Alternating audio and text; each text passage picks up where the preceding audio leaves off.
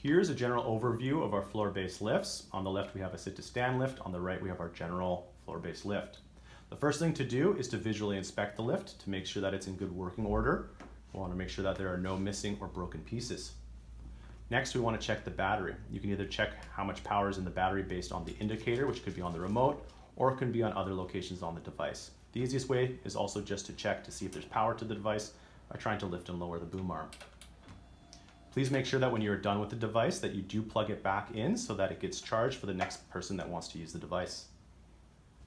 We also want to make sure that we know the safe working limit of the device itself. There you can look for a number. It will usually tell you either in kilograms or pounds how much it can withstand. You want to make sure that your patient is well under that limit. We also want to make sure that we have the correct sling type. We are going to use here a universal transfer sling, but there are other sling types you can use. But you want to make sure that the connection point here is correct. This is a hook and loop based system.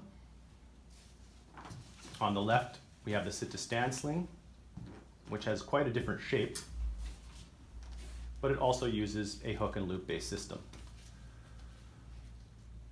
Both devices use hand controls. The hand control controls the up and down of the boom arm, which can raise or lower your patient if you need to.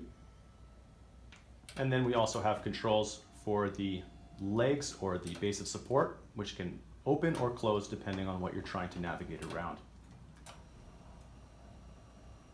Both devices also have very similar foot brakes. In order to engage the brake, you press down on the paddle, which will lock the brake in place. In order to disengage the brake, you just have to lift it up with your foot. There's an emergency stop button found on the outside of the device here. When this is pressed, it will stop the device from working. You will need to turn it about a quarter turn in order to re-engage the device so that it works again. There's also the emergency lower, which can be found on the piston.